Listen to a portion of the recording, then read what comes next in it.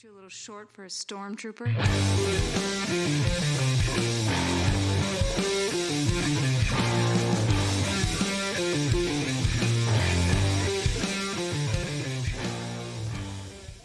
What's up, nerds? Welcome to another episode of the Multiverse Report, a very special episode of the Multiverse Report. We're not recapping the week's nerdy news, but we have a special guest, and we're talking from stealing soul energy to raising tadpoles and everything in between.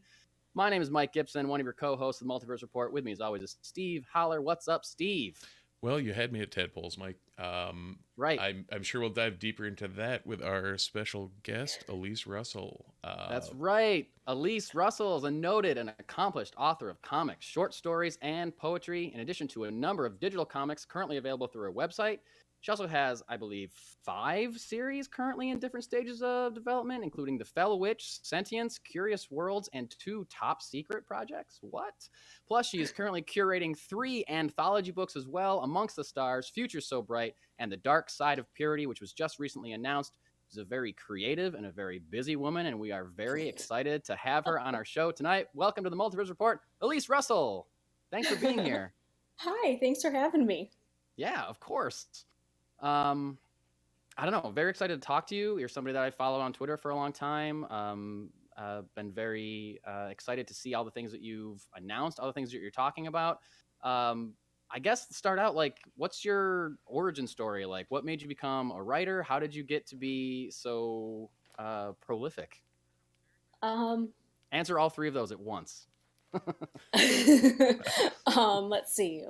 I am so prolific because I waited a long time before trying to actually pursue my dream of getting published, and now I'm here and I'm gonna do it.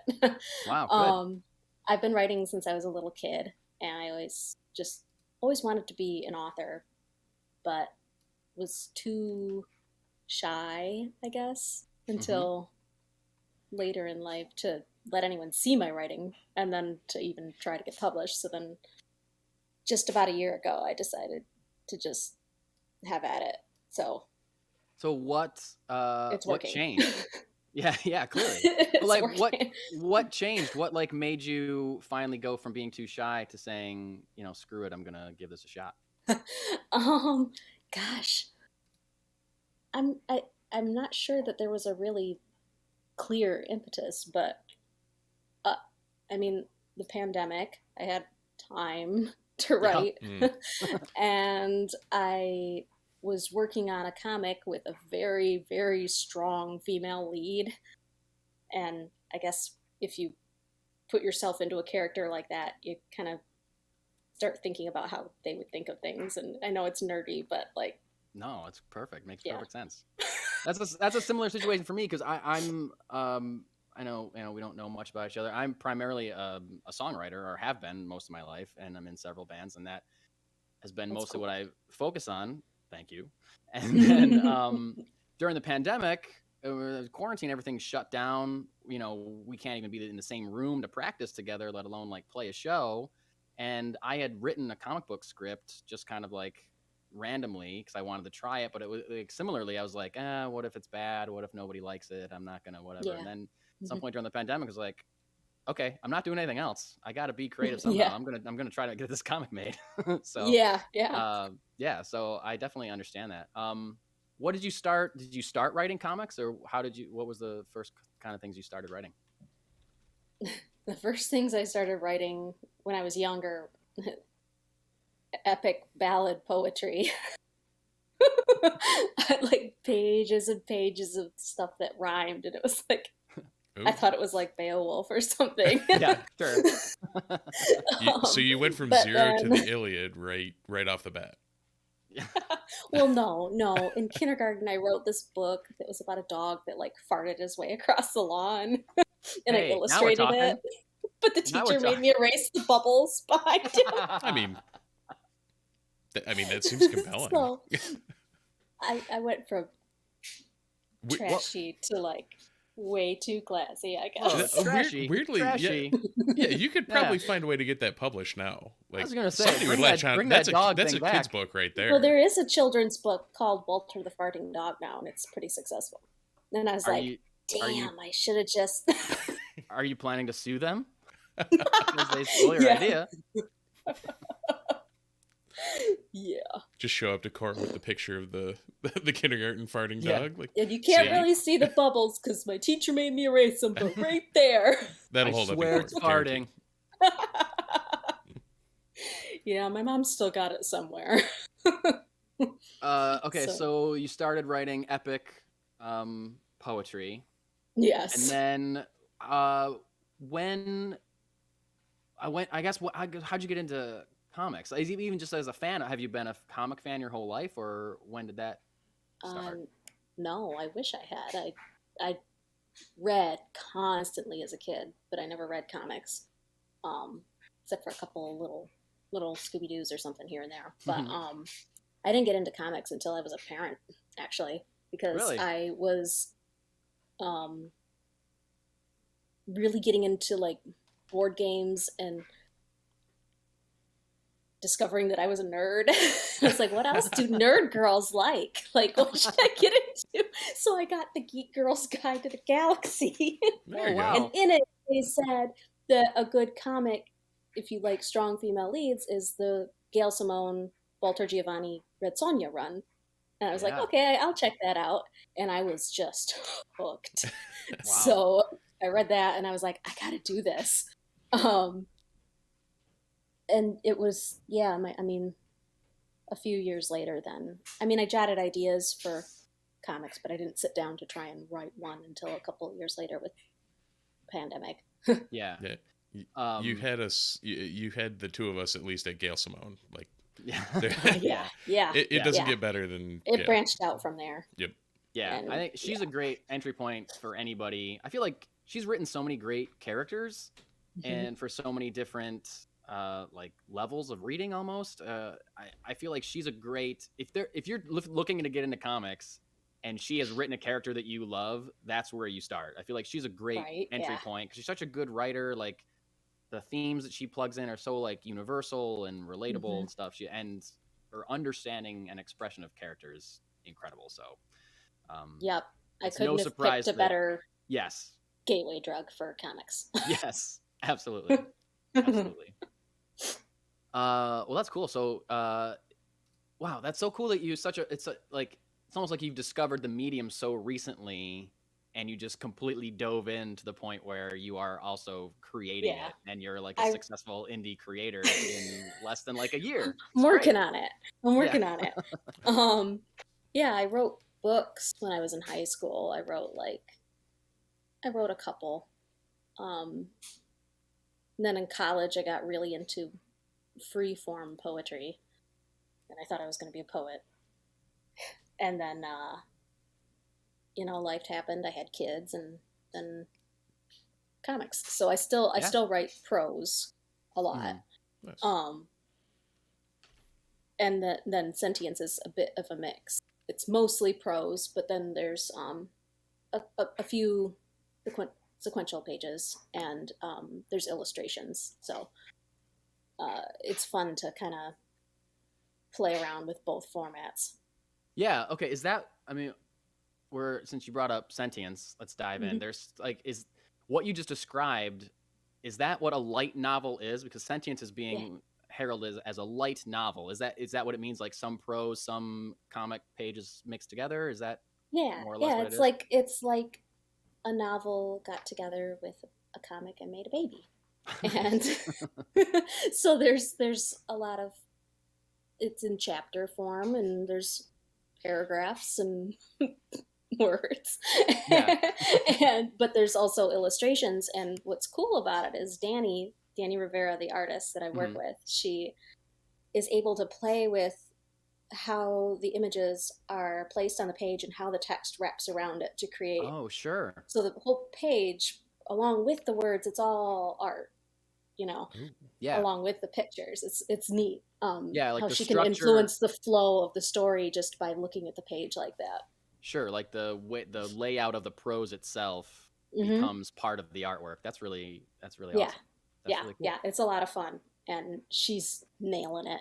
I can't wait for people to see what the rest of this book is going to look like, because it's I'm making her draw some pretty interesting things. Yeah. I mean, the stuff that I've seen so far looks incredible, and you do have like a short, I think it's called, is it a prologue, digital comic that's on your website that's kind of about the same. Yeah. Yeah. Yep, there's a 4-page like prequel type Yeah.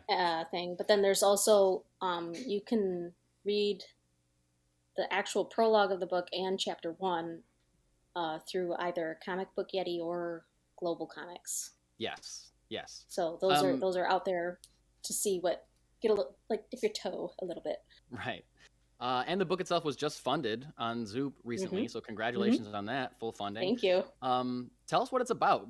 What's the general plot of Sentience? It is a steampunk horror story, and it's from the point of view of a clockwork android assassin, and she is slowly discovering that she's more alive than she thought she was, and that it might be time to depose her necromancer sorceress creator. And she's encountering giant spider people and other beautiful creatures along the way. I'm in. There's just so many beautiful buzzwords in that description that I can't imagine anything being cooler. Check. I haven't told anyone about this, but like, ooh, an exclusive, giving us an exclusive. I am giving you an exclusive. There's a character that's based on a salamander design, and like he absorbed his siblings a little bit, so like he's got their heads sticking out of his neck, and they kind of like blink every now and then. And I was describing this to Danny, and she's like, "You want me to draw what?" Say that one more time. What? That's incredible. Yeah. She's just. No, I've already backed this, so I'm already guaranteed a copy. But if anyone out there is hearing that incredible description and wants to jump on board, go check it out. It's on Zoop right now. Is the funding period over, or can people still pledge? It is over. It is over. Okay. But once the book is made, then it will be available through Band of Bards, and it's going to be, I believe, it's going to be distributed through both Ingram and Diamond, so it will be available on like Barnes and Noble and in local comic shops and stuff like that. That is awesome. Because it kind of straddles that line between comics and prose, so you can put it in multiple places in a bookstore if you want to. That's awesome. Looks like I had to go down to talk to Jesse and get that on my pull list. Yeah, absolutely. Yeah, we'll do our best to get it in the comic shops around here for sure if they don't already do thank you. I appreciate it. Yeah, of course. So on the aforementioned Zoop, you mentioned Ex Machina, Mortal Engines, Pinocchio, The Dark Tower, and also The Princess Bride? Yeah. Tim comped that one. I'm not sure why. I mean, it's got that kind of fantasy, and there's a few zany comments here and there where it's got that kind of, like, I would not call it a lighthearted work. It doesn't seem the main character is very, like, snarky. There you go. And, you know, so she's a bit, yeah. Nice. So there's no, like, rodents of unusual size, or there's spiders of unusual size. Oh, there you and go. There's elephants of unusual size in that they're I was gonna say, so smaller. Okay, yeah. Smaller. Amazing. Yeah. Inconceivable. Yeah. Honestly, you could not have sold this book any harder to me, and I've already pledged to it. So. You mentioned Band of Bards, a indie comic book publisher just down the road from us here in Syracuse and Buffalo. How did you get hooked up with the guys from Band of Bards? Purely by chance. I was kind of newish on Twitter at around the time they were newish on Twitter. Yep. And I was just literally typing comic book publishers to try and find some to put on my list of people to pitch to. And I found them, and I looked at their website, and at the time, I believe they said they were only looking for works that were from the point of view of veterans. And I was like, oh, that's really cool. That's, you know, not, at all what I'm doing, but I want to like help support that. So I followed them and like tried to help kind of boost them and stuff. But then a little while later, they changed what they were looking for and kind of opened things up a little more. And Robin Singer, who is the author of Final Gamble, the first work that they put out, she said, "Hey, you should try them because now it's open." I was like, "Ooh, goody!" I messaged them, and they got back really fast. And what's really cool about them is that if they're looking to bring you on as a creator, they want to do Zoom calls with you and get to know you. And like, I've only been in this for a year, but no publisher has wanted to just talk to me on Zoom like that until that point. So I thought that was really cool, and they seemed to really care about what projects they were boosting and getting voices out there that weren't normally heard, and subjects out there that weren't normally talked about. And it's 100% what they do. They're awesome guys. Yep, I agree. I haven't had the chance to actually meet them. I do have a story in their upcoming horror anthology, From the Static, that's coming out sometime soon. I'm very excited about that. But yes, working with them has been wonderful, and their whole slogan is "Comics Doing Good," and that is just they live up to it. And they live up to it, exactly. 100%. Exactly. They walk the talk. So speaking of comics doing good, speaking of Band of Bards, speaking of things that you're working on, you just announced a new anthology called The Dark Side of Purity, which is a whole bunch of kind of like similar to what you're talking about with Sentience. It's got comics, it's got prose, it's illustrated prose, poetry, like a whole mixed media anthology. Yep. I just want all the things. Yeah. I can have it all, damn it. Who says that I can't have it all? So tell us about Dark Side of Purity. Okay. Dark Side of Purity is a hybrid anthology, 2 volumes. 1 volume will be comics, and 1 volume will be prose, illustrated prose, and poetry. And it's a team of all women creators. And there's over 30 of us. And it's all around the theme of how we feel about society's obsession with virginity and chastity through a dark speculative lens. So horror, dark fantasy, weird, speculative, whatever it is, as long as it's a little bit creepy. So we've got a lot of names on this project and some stunning artists, and it's huge. It's a very big project. Yeah. And it will launch on June 6th on Kickstarter. Yeah, it's very exciting. I mean, you teased something on Twitter. You just like said, "What do all these women have in common?" And I was like, I'm so mysterious. I was like, I already follow like at least half of these. Like, I don't know what's going on, but I'm gonna pay attention to this. Yeah. That is a really cool idea for a book. Why now, Elise? Why now? This is something that I've been actually working on getting together for quite a while. Not quite a year, but at least over 6 months.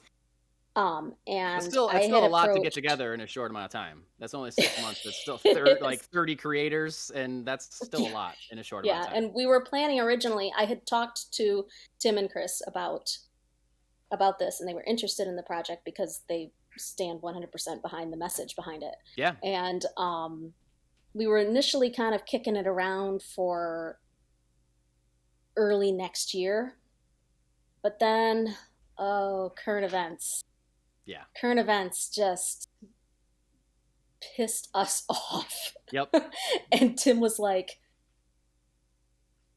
"I think we need to roll this out faster. Do you think you could, can we do it in a month?" I was like, yes. Wow.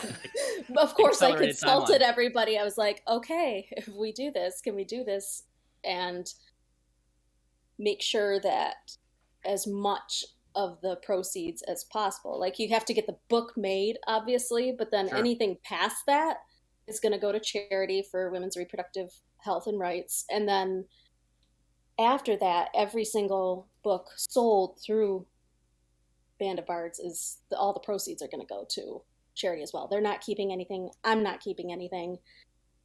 It's just, we're trying to, this is a direct clap back to what we're seeing in the news right now. And this is what we want to say.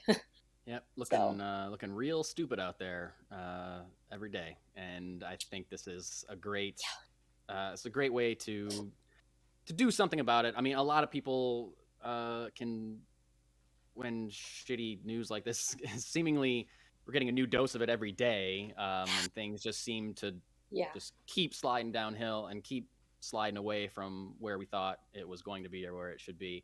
It can feel pretty helpless and hopeless, and I think a lot of people are looking for something to do, to just either get their own ideas out to like combat it in some way, whether it's donating, whether it's like creating something. And I feel like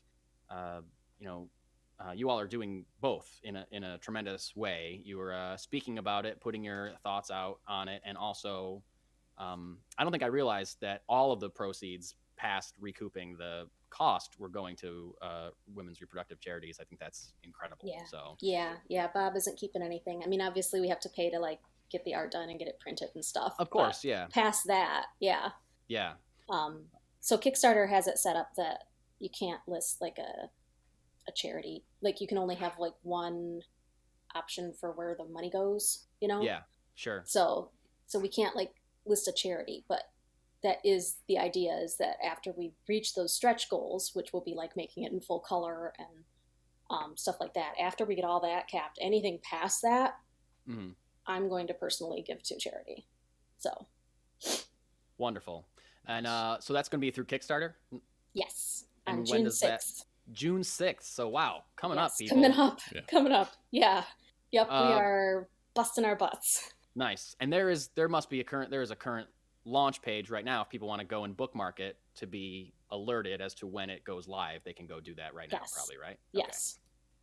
Okay. People, you heard it. Go. Dark Side of Purity on Kickstarter. Subscribe to it. Be notified when it launches. It's going to launch June 6th.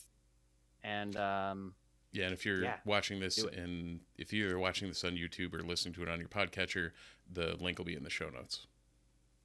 Thank you. Absolutely. Yeah, and for the more people we have following the project beforehand, the closer we get to that little like project we love badge from Kickstarter, and that helps boost us big time. So it really does. Yeah, I promise we're not like sending out a ton of emails, before launch. Right. So clicking the button isn't going to like spam your inbox, I promise. Right. It's only going to let you know that something amazing is coming soon. So go and support that. And support it when it launches.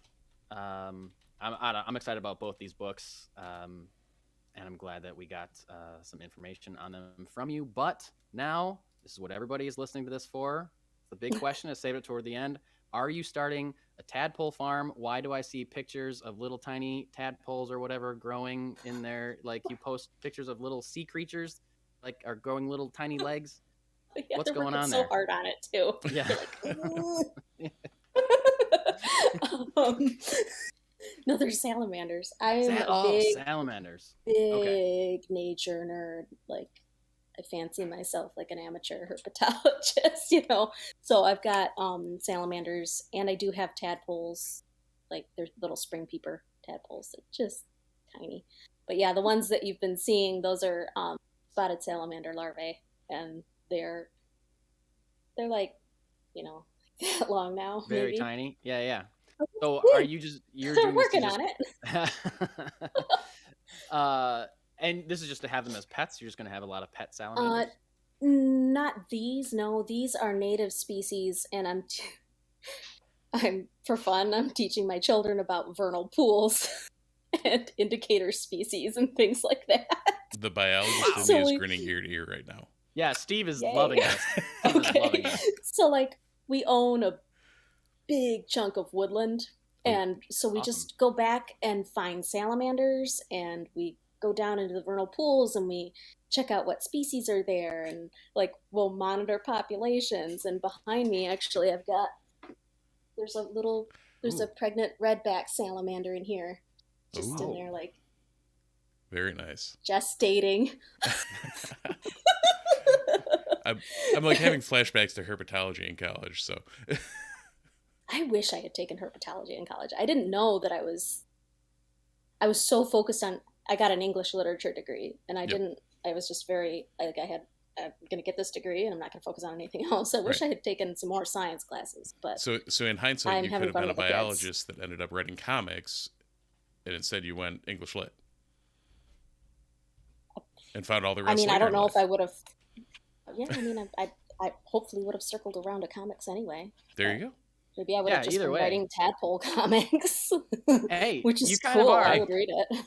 You are introducing that multi-eyed headed salamander creature. It's true. Yeah, You're kind of working it in some point. Yeah. Is there any chance that character could spin off into its own salamander all the time comic series? There's a chance you will see more of that character and where he comes from in, like, if this does well and I can make it into the series that I want it to be, then yeah, there'll be more of them. That's exciting. In general, they won't have 3 heads. Oh, not all of them. Not all of them have absorbed all their brothers and sisters. No. Just one in particular. Yeah. Just kind of in general, out of my own curiosity, I mentioned up top, clearly you have a lot of projects in development. You're a mother. You have a lot on your plate. How do you kind of do you find it difficult to bounce back and forth between now it's time for me to work on Sentience. Oh, now it's time for me to work on Dark Side of Purity. Oh, I have to finish up work on Fellow Witch or whatever. How do you jump back and forth, or do you just do it, or is it difficult for you? That's how my mind works best, is if I can have several things going on at once and I can pivot from one to the other. Yeah. So having multiple projects is my ideal, and I like having a lot of people to collaborate with and bounce ideas off of. It keeps me going. So nice. Going from writing to suddenly watching the salamanders with my kids, it's just feeding my brain. So yeah, I'm kind of that way too, where I'll just I'm going to work on this one thing until I hit a wall with it, and then I'm going to jump over to this thing until I hit a wall with that, and then I can just choose whatever. Yeah, and then you don't get burnout on any one thing. Yes, that's absolutely true. Absolutely true.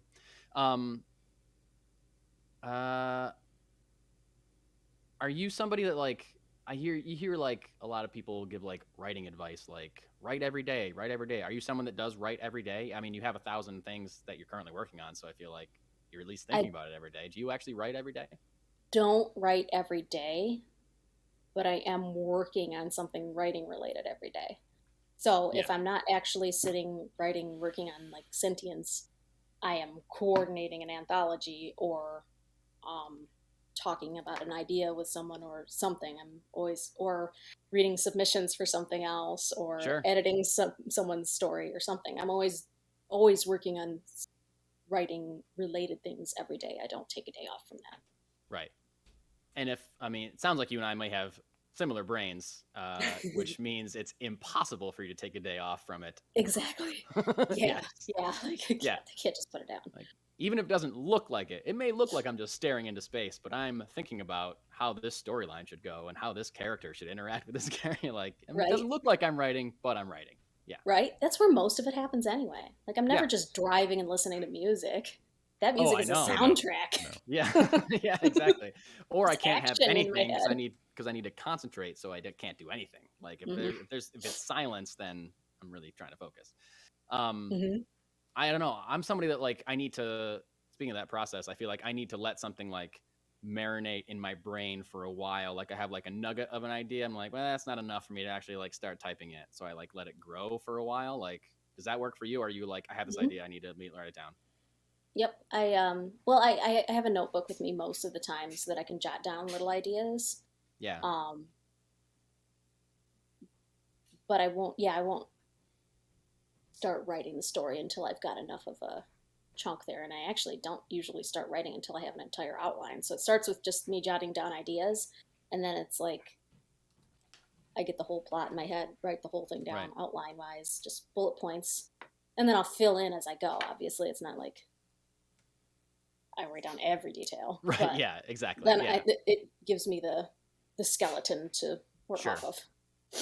When I first started writing, I don't know when I first started, but somewhere along the way, somebody gave me the advice of let your characters tell you what happens next.